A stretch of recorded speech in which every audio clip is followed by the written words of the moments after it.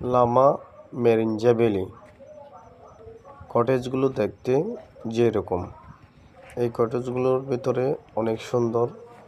এখানে রাত্রি যাপন করা অনেক সুন্দর লাগে। মেঘ দেখা যায়, খুব সুন্দর একটা মোমেন্ট উপভোগ করা যায়। নিরিবিলি একা একা সময় কাটানো অত্যন্ত সুন্দর একটা পরিবেশ। লামা মেরিঞ্জা ভ্যালি। চকরিয়া হয়ে লামার গাড়িতে উঠতে হবে। মেরিঞ্জা ভ্যালি বললে গাড়ি নামাই দেবে। সেখান থেকে মোটর সাইকেলে করে এই ভ্যালিগুলোতে যাওয়া যায়।